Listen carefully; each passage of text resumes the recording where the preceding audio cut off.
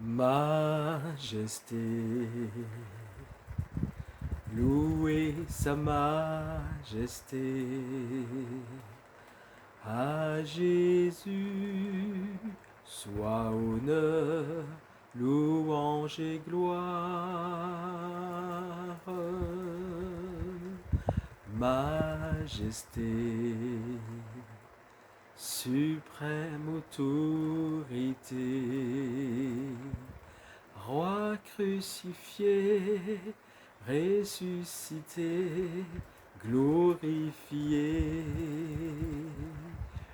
Bonjour à tous, bonsoir à tous.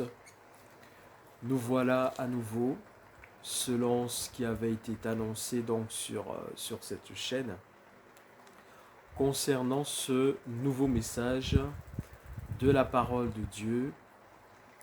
Dieu peut-il mourir? Dieu peut-il mourir? Voilà. Cette vidéo, ce message, va aider plusieurs personnes à comprendre enfin comment Dieu a-t-il pu mourir, puisqu'il est dit que Jésus-Christ est Dieu et il a été crucifié sur une croix. Comment Dieu a-t-il pu être crucifié sur une croix? Comment a-t-il pu mourir, tout simplement? Comment est-ce possible? Dieu peut-il mourir? Et cela aidera aussi ceux qui pensent que finalement ce n'était qu'un leurre et que le crucifié qu'on a monté sur cette croix, finalement ce n'est pas lui qui est mort, puisque on l'aurait remplacé. Et donc ce serait un leurre, il ne serait pas vraiment mort du tout sur cette croix. Alors, ce message va aider vraiment plusieurs personnes à comprendre enfin la vérité. Et en comprenant la vérité, à obtenir la bénédiction de Dieu. Et cette bénédiction dont je parle, premièrement, c'est la bénédiction de la vie éternelle. La vie éternelle. Parce que il est dit dans la parole de Dieu que c'est la bénédiction de Dieu qui enrichit et il ne la fait suivre d'aucun chagrin. Et la plus haute et la suprême bénédiction que Dieu accorde à tous les hommes qui le veulent et qui l'acceptent, c'est d'être pardonnés de leurs péchés et de vivre éternellement. Alors, il est bon quand même, dans les autres vidéos, je ne le fais pas parce que j'ai déjà prié avant de faire le message, mais je voudrais, dans cette vidéo particulièrement, je voudrais qu'on prenne le temps de prier quand même. Prions ensemble. Seigneur Jésus-Christ, Dieu éternel, je veux remettre ce message entre tes mains. Aucune gloire pour ma personne. Toute gloire, elle est pour toi et pour toi seul. Je prie seulement, Seigneur Jésus-Christ, par ton esprit et ton onction divine, que ce message puisse servir par ta grâce, en ton nom Jésus-Christ, à éclairer beaucoup de ceux qui se posent cette question, mais comment Dieu a-t-il pu mourir sur une croix? Et ceux qui pensent effectivement que ce n'est pas possible et qu'il y a eu un subterfuge, que le Jésus qu'on aurait crucifié à la croix, dans la réalité, il n'aurait pas été crucifié, car on l'aurait remplacé à la dernière minute. Eh bien, puisse ce message, par l'action de ton esprit, en ton nom Jésus-Christ, convaincre, ô Saint-Esprit, oui, convaincre tous ceux qui se posent la question pour lesquels ce sacrifice, ce prix que tu as payé à la croix, n'est pas clair, n'est pas net. Ils sont dans la confusion, ils ont besoin de comprendre. Viens Jésus-Christ, viens Saint-Esprit, leur ouvrir les yeux, leur ouvrir l'entendement humain et leur permettre enfin de comprendre cette vérité. Oui, Oui, Dieu, effectivement, a donné sa vie sur une croix pour sauver tous les hommes. Il a réellement été crucifié et il est vraiment passé par la mort sur la croix. Seigneur Jésus, tout est entre tes mains pour glorifier ton nom et ta personne et pour sauver encore des âmes. Gloire et puissance à toi au siècle des siècles. Amen. Alors voilà, comment Dieu a-t-il pu mourir? Dieu peut-il mourir? Alors écoutez attentivement ce que le Dieu de bonté, de grâce et de miséricorde a à vous dire en ce moment. Je ne suis qu'un canal, je ne suis qu'un homme, je ne suis pas Dieu, je ne suis qu'un homme. Et le fait que je me présente à vous, ce n'est qu'une grâce que Dieu me fait de pouvoir m'utiliser pour apporter ses conseils, ses messages et ses révélations divines. Ce n'est qu'une grâce. Je n'ai aucun mérite, je ne peux tirer aucune gloire de cela. Toute la gloire est à Dieu. Toute la gloire est à l'Éternel au nom de Jésus-Christ. Alors il faut savoir que Dieu, dans la Bible chrétienne, dans la parole de Dieu, Dieu, il a décliné lui-même son identité. Et en déclinant cette identité, il va décliner sa nature. Regardons déjà l'identité de Dieu. Regardons, par exemple, je vais lire dans Ésaïe 44 et le verset 6. Ésaïe 44, 6. Je lis pour vous dans la Bible 8 secondes 1910, la parole de Dieu. Ainsi parle l'Éternel, roi d'Israël et son Rédempteur. Je suis le premier et je suis le dernier. Et hors moi, il n'y a point de Dieu. Je suis le premier, je suis le dernier, et hors moi, il n'y a point de Dieu. Donc, en déclinant son identité, Dieu nous fait comprendre qu'il n'y a rien qui ait existé et qui existe avant lui, et rien qui ait existé, qui ne peut et qui ne pourra exister après lui. Donc, Dieu remplit l'espace du temps dans toute sa possibilité et dans toute son éternité. Puisqu'il n'y a rien avant lui, puisqu'il n'y a rien après lui, il remplit tout cet espace et rien d'autre que Dieu lui-même ne peut remplir cet espace. Et il dit clairement qu'en dehors de lui, justement, il n'y a point de Dieu, point de Dieu. Donc il n'y a aucun autre être qui, comme Dieu, peut dire « Je suis alpha », c'est-à-dire le premier, « Je suis oméga », le dernier, et hors de moi, il n'y a point de Dieu. Il n'y a aucun autre être en dehors de Dieu qui puisse donc remplir l'éternité, remplir l'espace du temps. Ça n'existe pas. Donc voilà déjà comment Dieu décline son identité. Et regardons ce que Apocalypse 22.6 nous dit. Apocalypse 22.6. 12, 13, pardon.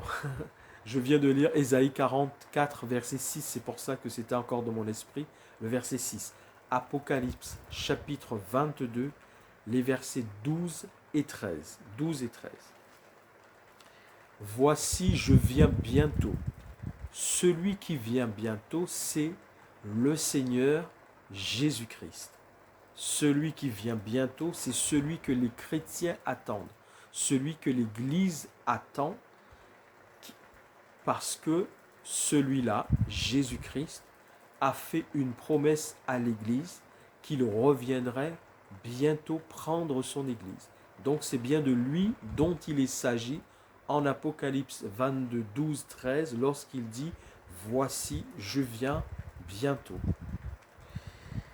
Et ma rétribution est avec moi pour rendre à chacun ce qu'est son œuvre. Je suis l'alpha et l'oméga.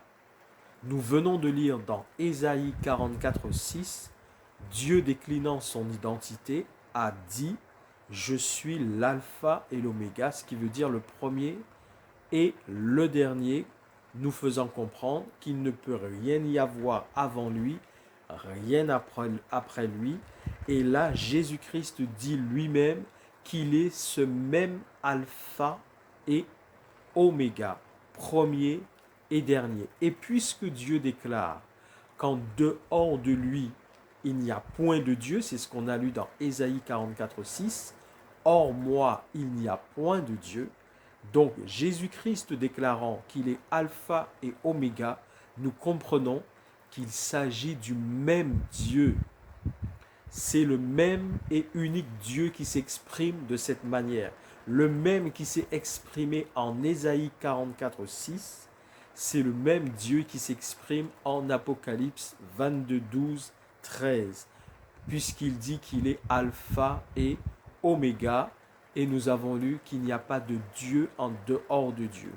Et puisque Dieu est alpha et oméga, Jésus-Christ étant lui-même alpha et oméga, il est lui-même ce même Dieu qui décline son identité dans la parole de Dieu, dans la Bible chrétienne. Donc je suis alpha et oméga, le premier et le dernier, le commencement et la fin. Le commencement et la fin. C'est-à-dire, il est le commencement de toute chose, il est la fin de toute chose, dans le sens où c'est toujours la même chose qui est dite en fait, dans le sens où il n'y a rien avant lui, et dans le sens où il n'y a rien après lui. Il est alpha, il est oméga. Aucun autre être et rien d'autre ne peut remplir l'espace avant Dieu et après Dieu. Il n'y a rien. C'est Dieu qui remplit toute cette étendue que nous ne pouvons mesurer, car cela n'est pas mesurable, puisqu'il s'agit de l'éternité. Il s'agit donc de l'éternité. Regardons ce que nous dit Exode 3.14. Exode 3.14. C'est Dieu qui parle à Moïse. Dieu dit à Moïse, donc, je suis celui qui suis. Et il ajouta, c'est ainsi que tu répondras aux enfants d'Israël. Celui qui s'appelle je suis m'a envoyé vers vous. Donc, Dieu parlant à Moïse, il dit je suis. Je suis, ça veut dire quoi? Ça veut dire, en fait, il est. Il est à tous les temps, dans toutes les circonstances, dans tout l'espace possible, il est. Si on le considère aujourd'hui, il est. Du verbe être, je suis. Si on le considère hier, il est. Si on le considère demain, il est. Excusez-moi parce que comme j'ai mis le ventilo à cause de la chaleur, donc voilà. Donc je disais, c'est pour ça qu'il est dit qu'il est le même hier, aujourd'hui et éternellement. Je suis le même hier, aujourd'hui et éternellement, effectivement, parce qu'il est. De toute éternité, c'est je suis. Aujourd'hui, c'est moi. Demain, c'est moi. Hier, c'est moi. Il est le même hier, aujourd'hui et éternellement. Et regardons encore ce que nous dit le psaume. Le psaume 90.2. Le psaume 90.2. Le psaume 90.2 nous dit ceci. Avant que les montagnes fussent nées et que tu eusses créé la terre et le monde, donc avant toutes ces choses, avant l'existence de la terre, avant l'existence des montagnes, d'éternité en éternité, tu es Dieu. D'éternité en éternité. Qu'est-ce que ça veut dire? L'éternité, c'est déjà un état qui ne finit pas. Donc l'éternité, normalement, on ne peut rien ajouter à l'éternité, puisque ça ne finit pas. C'est un état, justement, qui n'a pas de commencement et qui n'a pas de fin. Et on voit bien que c'est ça la nature de Dieu. Il est alpha, oméga, le premier, le dernier, le début et la fin. Ça veut dire que c'est ça la nature de Dieu. Il est dit d'éternité en éternité, tu es Dieu. Et l'éternité, c'est un état qui ne finit pas. C'est un état qui n'a pas de commencement, c'est un état qui n'a pas de fin. C'est un état, eh bien, comme son nom l'indique, il est éternel. Et lorsqu'il est dit d'éternité en éternité, alors que l'éternité, on ne peut pas ajouter quoi que ce soit à l'éternité, puisque c'est déjà l'éternité, c'est pour bien montrer combien Dieu est infini. C'est pour ça qu'il est dit d'éternité en éternité. Il est infini, infini. Il ne peut pas finir, voilà, c'est ça. Dieu ne peut pas finir. Dieu ne peut pas connaître la fin. Ce n'est pas possible. D'éternité en éternité. Alors, dans cette nature divine où on voit que Dieu est éternel, il décline son identité, il dit je suis Dieu, je suis le premier, je suis l'alpha, je suis l'oméga, il n'y a pas de Dieu en dehors de moi, et on voit donc qu'il est éternel, d'éternité en éternité tu es Dieu, donc il est éternel. Dans cet état divin, eh bien, Dieu ne peut pas mourir. C'est impossible. On vient de le dire. L'éternité, ça ne peut pas s'arrêter. Donc, dans la nature divine de Dieu, il n'y a pas de possibilité pour que Dieu puisse mourir. C'est impossible. Dans la nature divine de Dieu, il n'y a pas de possibilité pour que Dieu puisse mourir. La mort ne peut pas toucher Dieu. La mort ne peut pas atteindre Dieu. C'est impossible. Dieu, dans sa nature divine éternelle, ne peut pas mourir. C'est impossible. Alors, Hébreux 13.8, Hébreux 13.8, alors ce n'est pas Hébreux 13.8, pardon, Hébreux 9, 21, 28, Hébreux 9, 21, 28, nous dit que pour qu'il y ait pardon des péchés, il faut absolument qu'il y ait effusion de sang. Qu'est-ce que ça veut dire, effusion de sang? Ça veut dire qu'il faut absolument qu'il y ait un sacrifice. C'est pour ça que avant que Jésus ne vienne, il fallait qu'il y ait des sacrifices. En attendant que Jésus vienne, Dieu avait permis aux hommes, à cause du péché, de sacrifier des animaux. Mais ces choses-là n'étaient pas parfaites et elles n'étaient pas éternelles et définitives. Elles n'ont été données par Dieu lui-même que pour le temps qui nécessitait d'attendre la venue de Jésus-Christ. Donc pendant tout ce temps-là, les hommes ont sacrifié des animaux à cause du péché pour que ces animaux puissent porter les péchés des hommes. Donc c'était imparfait, c'était pour un temps, et cela n'était pas éternel. Et donc, surtout, Hébreux 9 nous dit que sans effusion de sang, il n'y a pas de pardon pour les péchés, c'est-à-dire que pour que les péchés soient pardonnés, il faut absolument qu'il y ait la mort d'une victime. Il faut qu'il y ait une victime qui soit sacrifiée pour porter les péchés d'une autre personne ou d'autres personnes. Il faut qu'il y ait la mort, il faut qu'il y ait un sacrifice, il faut qu'il y ait une victime. Et comment cela est-il possible pour que Dieu puisse faire ça pour nous, puisqu'il ne peut pas mourir dans sa nature divine? Alors c'est là que l'épître aux Philippiens au chapitre 2 et les versets 5 à 11 va tout nous expliquer. C'est là qu'on va lire Philippiens 2, 5, 11 pour comprendre ce qui s'est passé. Puisque Dieu ne peut pas mourir, puisqu'il faut absolument un sacrifice pour nous sauver et Dieu ne peut pas mourir. Comment a-t-il fait donc? Philippiens chapitre 2, les versets 5 à 11.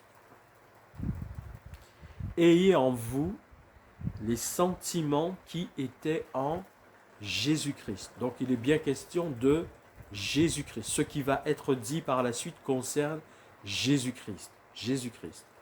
Ayez en vous les sentiments qui étaient en Jésus-Christ. Lequel existant en forme de Dieu. Qu'est-ce que ça veut dire? Lequel existant en forme de Dieu.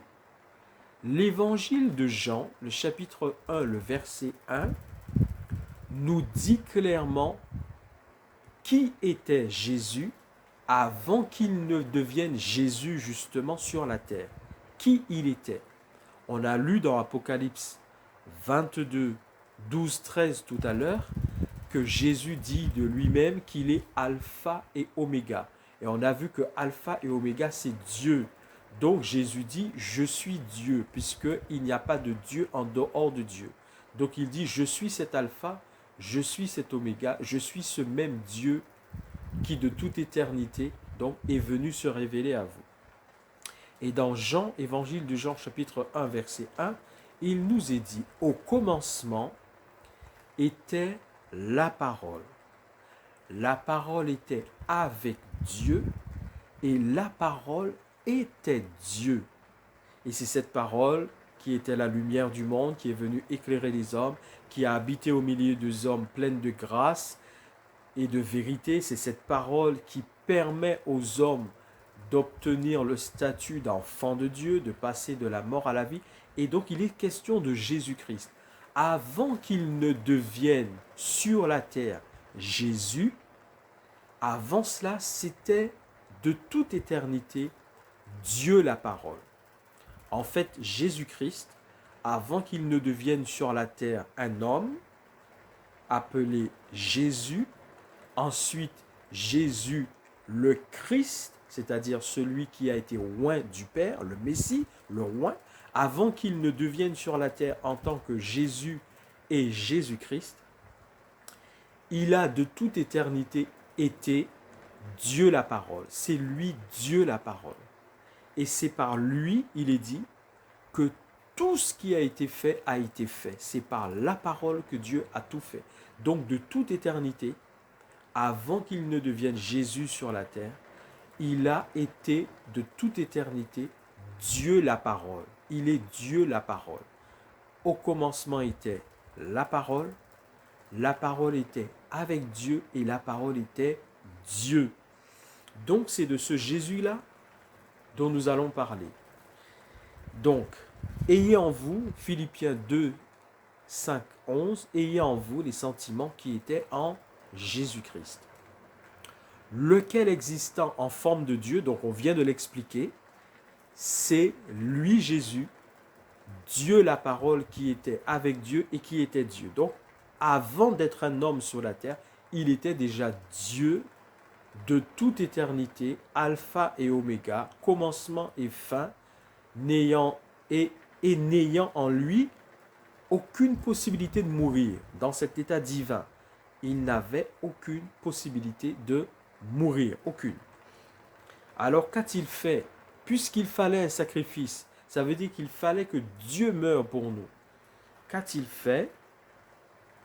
Il n'a pas regardé comme une proie à arracher d'être égal avec Dieu. Il n'a pas regardé comme une proie à arracher d'être égal avec Dieu. Ça veut dire quoi? Ça veut dire qu'il a accepté Dieu la parole, qui de toute éternité est Dieu la parole. Eh bien, Dieu a accepté de se dépouiller de sa nature divine et immortelle. Puisque sa nature divine ne peut pas mourir et qu'il faut qu'il meure pour nous sauver, il a accepté de se dépouiller de sa nature divine qui est immortelle pour endosser une autre nature mortelle cette fois-ci, afin qu'il puisse mourir pour nous sauver. Et c'est ce que Philippiens 2, 5, 11 nous explique. Cela nous explique lorsqu'il est dit donc, Philippiens 2, 5, 11, le temps que je retrouve Philippiens 2, 5, 11, eh bien il nous est dit, il s'est dépouillé lui-même. Il n'a pas regardé comme une proie à arracher d'être égal à Dieu, c'est-à-dire il a accepté de se dépouiller de sa nature divine. Il s'est dépouillé en prenant une forme de serviteur, en devenant semblable aux hommes, en devenant semblable aux hommes, et ayant paru comme un simple homme. Il s'est humilié lui-même, se rendant obéissant jusqu'à la mort même, jusqu'à la mort de la croix. C'est pourquoi aussi Dieu l'a souverainement élevé. Et lorsqu'il est question de Dieu à ce moment-là qu'il a souverainement élevé, il est question du même Dieu, mais qui se manifeste en tant que Père cette fois-ci. Lui, il est le Dieu qui se manifeste en tant que Jésus le Sauveur. C'est ce même Dieu qui se manifeste en tant que Père, et c'est ce même Dieu qui se manifeste en tant que Saint-Esprit consolateur. C'est le même Dieu. Et donc, Dieu le Père l'a souverainement élevé et lui a donné le nom qui est au-dessus de tout nom, afin qu'au nom de Jésus, tout genou fléchisse sur la terre, dans les cieux, sur la terre et sous la terre, et que toute langue confesse que Jésus-Christ est Seigneur, à la gloire de Dieu le Père. Et puisse l'Esprit de Dieu convaincre tout homme et toute femme qui existe sur cette terre et qui entendra ce message, dans les cieux, sur la terre ou sous la terre, mais lorsqu'il s'agit des hommes, c'est ceux qui vivent donc sur la terre, que Jésus-Christ est Seigneur à la gloire de Dieu le Père. Puisse le Saint-Esprit, au nom de Jésus-Christ, convaincre tous les hommes qui vivent sur cette terre que Jésus-Christ est Seigneur à la gloire de Dieu le Père et qu'il n'y a aucun autre nom que le nom de Jésus-Christ qui ait été donné sous le ciel parmi les hommes, par lequel nous pouvons et devons être sauvés. Il n'y a aucun autre nom. Il n'y a aucun autre intermédiaire entre Dieu et les hommes, si ce n'est Jésus-Christ, c'est-à-dire le Dieu éternel, parole éternelle de Dieu, qui a accepté de devenir un homme pour servir d'intermédiaire entre les hommes et Dieu, le Père, afin de sauver les hommes. Il n'y en a aucun autre, aucun autre, aucun autre, c'est Jésus-Christ seul. Jésus-Christ seul, Jésus-Christ seul. Ce Jésus-Christ-là, il est Dieu, la parole éternelle, qui a accepté de se dépouiller de sa nature divine qui était immortelle pour endosser une nature humaine qui cette fois-ci est mortelle parce qu'il fallait qu'il aille à la croix et qu'il meure pour sauver l'humanité. Voilà comment Dieu a pu mourir. Dans sa nature divine, il ne pouvait pas mourir, mais il a changé sa nature. Il a enlevé sa nature divine, il a pris une nature humaine, il est réellement devenu un homme. À ce moment-là, c'était Dieu dans un corps d'homme, et à ce moment-là, son corps était réellement un corps comme le corps de tous les hommes. Et la preuve, c'est quoi? Lorsque nous naissons, nous sommes des petits enfants, nous grandissons, nous passons l'enfance, la préadolescence, l'adolescence, le jeune adulte, l'adulte plus mûr. Pour ceux qui vivent longtemps, nous atteignons l'âge des seniors.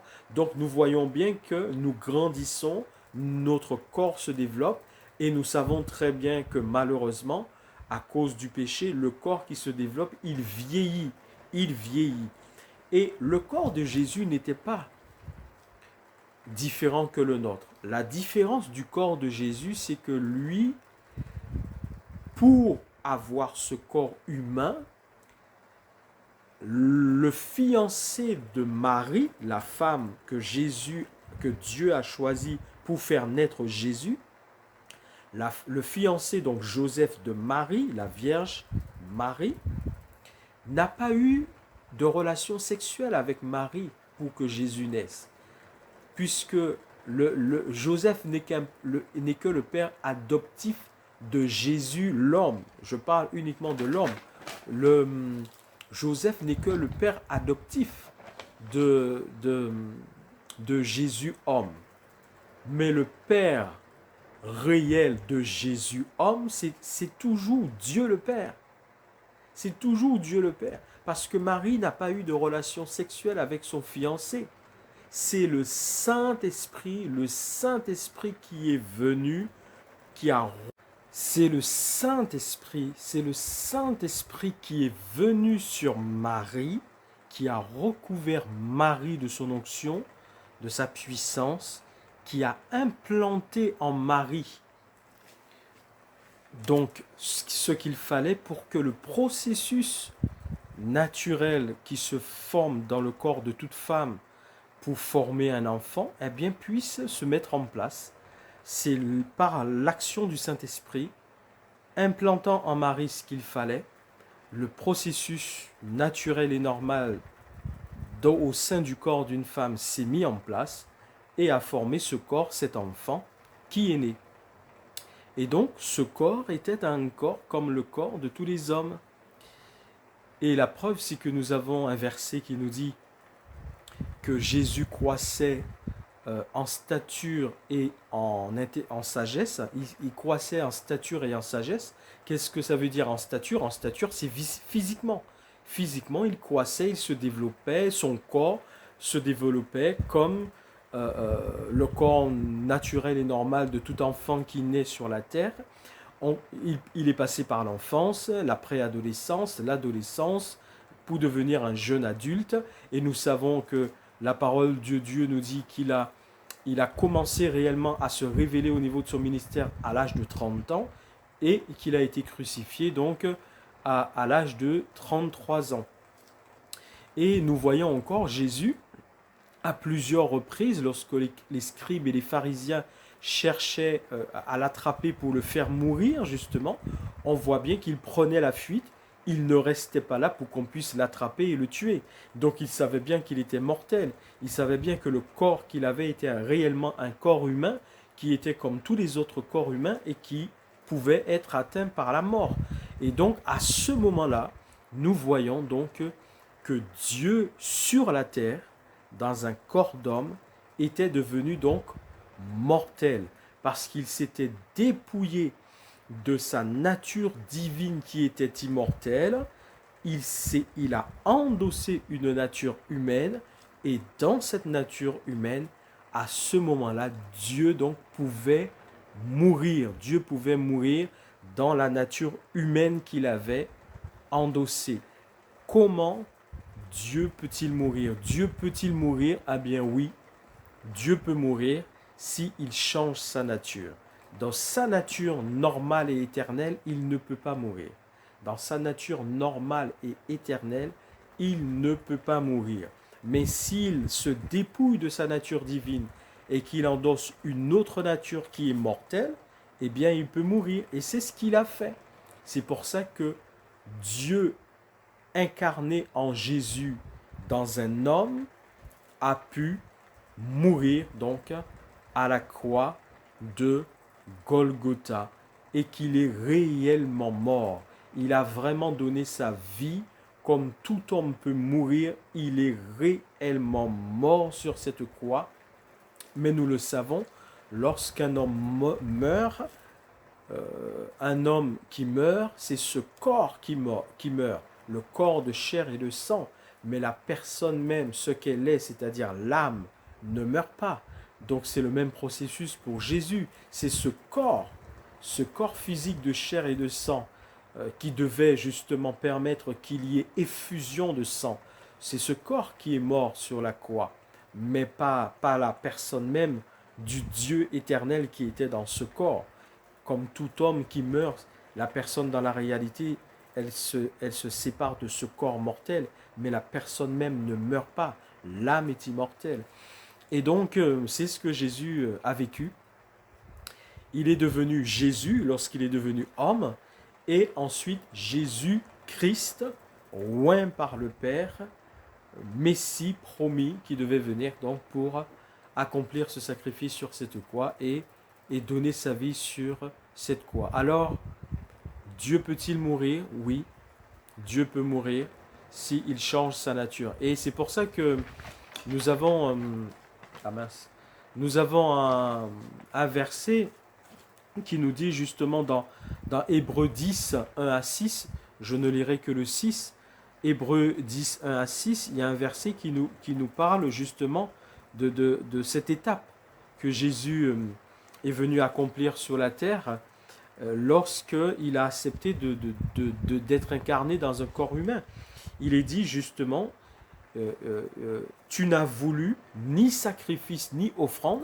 Donc là, il était question des sacrifices des animaux, c'est-à-dire de ces choses qui se faisaient de siècle en siècle depuis que Dieu avait créé la terre et que l'homme avait péché et que Dieu avait donné aux hommes les sacrifices des animaux pour ôter les péchés.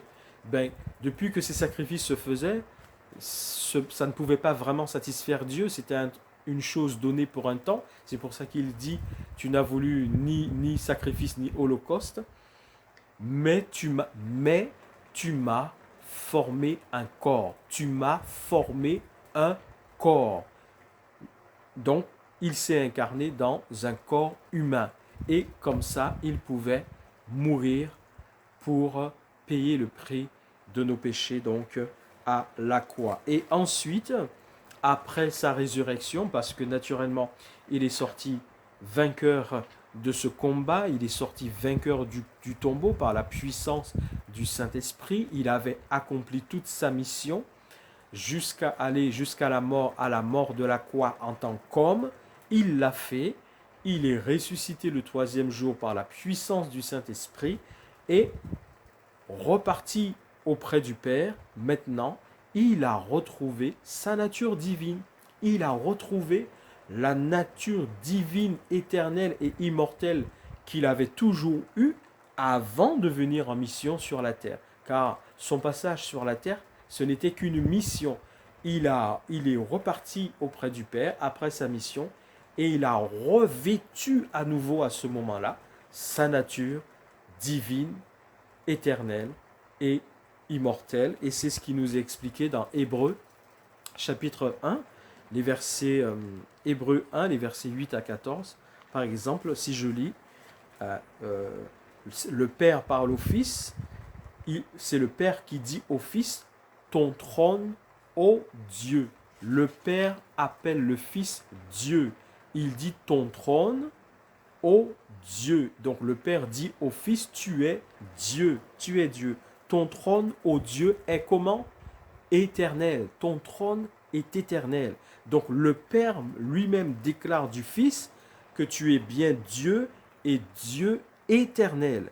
Donc il a revêtu à nouveau sa nature divine et éternelle. Le sceptre de ton règne est un règne d'équité. Tu as aimé la justice, tu as haï l'iniquité. C'est pourquoi, ô Dieu, c'est le Père qui parle, et il dit au Fils, c'est pourquoi, ô Dieu, le Père appelle le Fils Dieu, c'est pourquoi, ô Dieu, ton Dieu t'a oint, c'est-à-dire le Père, moi le Père, je t'ai oint, c'est pourquoi, Jésus, mon Fils, tu es Dieu, et moi le Père, je t'ai oint. Je t'ai oint, donc d'une huile de joie au-dessus de tes égaux. Toi, Seigneur, tu as au commencement fondé la terre. Et là, on voit bien les choses. Il dit, toi, Seigneur, c'est toujours le Père qui parle du Fils Jésus. Il dit, tu es celui, Jésus, tu es celui qui a fondé au commencement la terre. Et on sait que Dieu a tout fait par sa parole. Toutes choses ont été faites par la parole de Dieu. Toutes choses subsistent par la parole de Dieu. Au commencement était la parole était avec Dieu, la parole était Dieu, et toutes choses ont été faites par la parole. Et Dieu le Père lui-même dit, tu as au commencement fondé donc la terre et les cieux sont l'ouvrage de tes mains. Les cieux sont l'ouvrage de tes mains. On voit bien que Jésus était bien ce Dieu éternel, immortel, avant de devenir un homme pour accomplir cette mission sous la croix. Et il est reparti vers le Père. Il a repris sa nature divine, éternelle et immortelle. Donc, voilà. Et donc, les cieux sont l'ouvrage de tes mains. Ils périront, mais tu subsistes. Ils vieilliront tous comme un vêtement.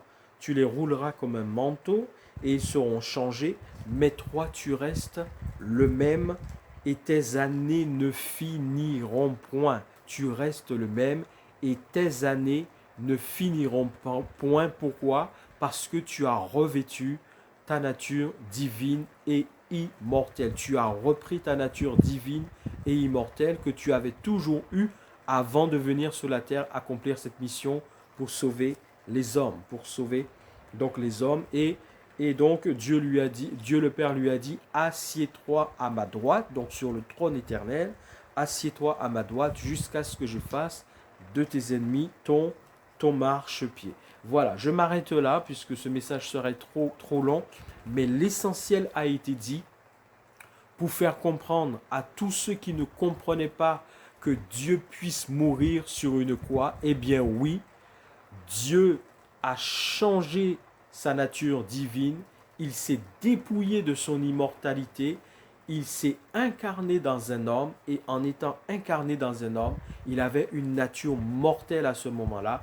Il pouvait mourir dans ce corps humain, il pouvait mourir et c'est ce qu'il a fait à la croix de Golgotha. Il a donné sa vie, il s'est offert en sacrifice, son sang a coulé de ce corps humain qu'il avait pris, son sang a coulé, il a scellé par son sang l'alliance de la grâce en faveur de tous les hommes. Dieu est vraiment mort sur une croix en tant qu'homme et il a repris donc maintenant sa nature divine et immortelle, éternelle. Et donc tous ceux qui l'acceptent, qui acceptent son sacrifice, qui acceptent ce qu'il a fait à la croix, obtiennent le pardon de leurs péchés et s'ils marchent dans ses voies, obtiennent donc la vie éternelle avec Dieu. Donc n'hésitez plus, si vous n'aviez pas compris jusqu'à maintenant, si vous vous étiez laissé tromper par des fausses doctrines, des faux enseignements, des faux messages où on vous avait dit que Dieu ne peut pas mourir, que ce n'est pas Dieu qui est mort sur une croix, que ce Jésus ne peut pas vous sauver, qu'il n'a pas pu donner sa vie à la croix et il n'est pas Dieu, eh bien tout ça vous avez pu voir maintenant à travers ce message que tout ça c'était des mensonges, que Dieu est bien mort un jour sur une croix parce qu'il avait revêtu la nature humaine qui lui permettait de mourir en sacrifice pour sauver les hommes. Oui, Dieu est réellement, Jésus-Christ est réellement Dieu fait homme qui a donné sa vie sur une croix pour tous les hommes de cette terre. Tous les hommes, venez à Jésus-Christ, venez à Jésus tel que vous êtes. Venez à Dieu tel que vous êtes. Acceptez Jésus-Christ comme sauveur et seigneur de votre vie. Demandez-lui pardon sincèrement pour tous vos péchés. Demandez-lui à ce qu'il devienne votre sauveur et votre seigneur. Étudiez sa parole qui est la Bible chrétienne. Attachez-vous à une communauté chrétienne et désormais vous serez enfant de Dieu. Vous marcherez dans la vie chrétienne et en restant dans cette vie chrétienne, vous aurez la vie éternelle avec Dieu. Que Dieu vous bénisse au nom de Jésus-Christ, au nom de Jésus-Christ, Jésus-Christ, Jésus-Christ. Amen.